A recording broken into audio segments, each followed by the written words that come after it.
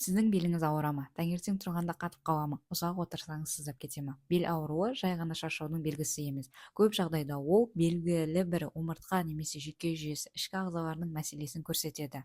Мен дәрігер ретінде күн сайын бел ауруымен келетін науқастарды көремін. Көбінің жіберетін ең бірінші қателігі себептерді анықтамай ауырсуны ғана басу, яғни ауруды басуға арналған дәрілерді қабылдау. Бүгін белдің неге ауыратынын қарапайым тілмен түсіндіріп, ең жиі кездесетін нақты себебін айтып беремін. Ең бірінші себебі бұлшықеттің созылуы ең жиі себеп болып табылады. Кенет ауыр зат көтерген кезде немесе бұлшықетке ұзақ еңкейіп жұмыс істеген кезде пайда болады. Белдің бұлшықеті шамадан тыс көтеріліп, керіліп микрожарақат пайда болады. Сол себепті сыздап қозғалғанда ауырады. Көбіне 2-7 күнде басылады. Ұзақ отыру. Бұл қазіргі таңдағы ең жиі кездесетін адамдардың проблемасы деп айтамыз. Офис синдромы, күні бойы компьютер алдында ұзақ отырғанның әсерінен.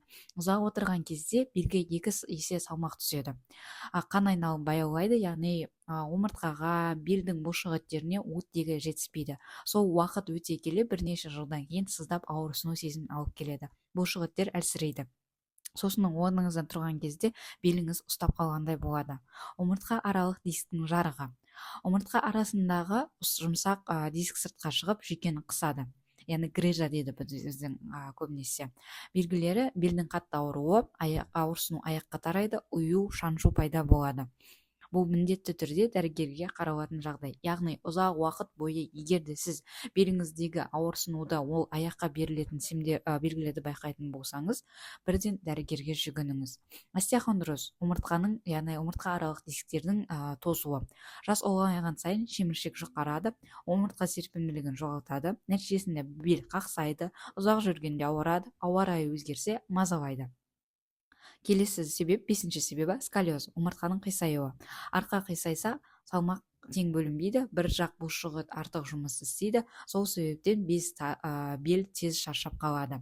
6-шы себебі артық салмақ. Бұл да қазіргі таңдағы ең жиі кездесетін мәселенің бірі, бел ауруындағы тренд десек те болады. Яғни артық салмақ түскен кезде, болған кезде ол белге қосымша жүк түсіреді. Омыртқа үнемі қысымда болады.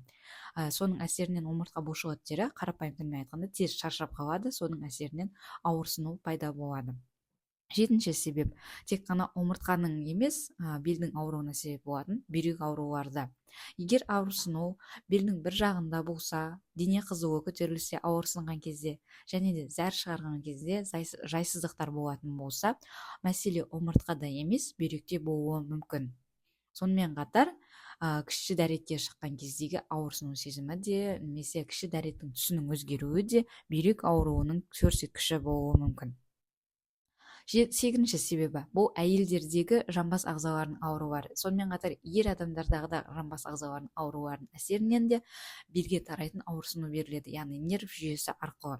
Сондықтан тек белім ауырды деп жүре беруге болмайды.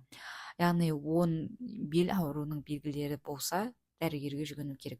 Жүйке жүйесінің қысылуы, яғни радикулит дейді. Ол кенеттен оқ тигендей, мысалға жүріп келе жатып немесе ұйқыдан тұрған кезде денеңізді қозғалта алмай қалғандай, бір нәрсе қадалып тұрған сияқты болады. Қозғалсаңыз күшейеді. Бұл жүйкенің қысылғанының белгісі, ауырсыну аяққа таралуы мүмкін. Жарақаттар. Мұнда енді егер де белгілі бір жерден құласаңыз, соққы алсаңыз, жол апаты, омыртқаға зақым келсе, ұзақ уақыт жазылмайтын бел ауруына алып келеді. Қауіпті белгілер. Егер де осы белгілерді өзіңізде байқайтын болсаңыз, дәрігерге көріну керек. Егер ауырсыну бір аптадан ұзаққа созылса, ауырсыну аяққа таралса, жүрген кезде аяғыңыз ауырса, немесе аяғыңызды қосып сыздайтын болса, немесе жүрген кезде жай ғана отырғанның өзінде де аяққа үйіп әлсіздік болса, дене қызуы көтерілсе, жарақаттан кейін басталса және ұзақ уақыт бойы қоймайтын болса, бірден дәрігерге жүгіну керек. Уақытты өткізбеңіз. Бел ауырмасын десеңіз, әр 40 минут сайын орныңыздан тұрып, кішкене жаттығу жасау керек, яғни омыртқаға келетін оттегін арттыру.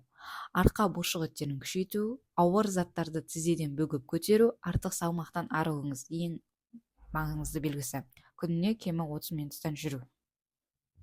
бел бул биздин бүкүл денемиздин тиреги. Эгерде оған күтім жасамасаңыз, ол сіздің өмір сүрүүңүздүн сапасын төмендетеді. Егер видео пайдалы болса, лайк басыңыз, пікір жазыңыз, белиңиз калай, кай кезде ауыратынын менде бөлісіңіз, және де осындай бел ауруы болатыны достарыңызға бөлісіп қойыңыз. Денсаулық туралы ақпарат пайдалы ақпарат үшін тіркеліп қойыңыз.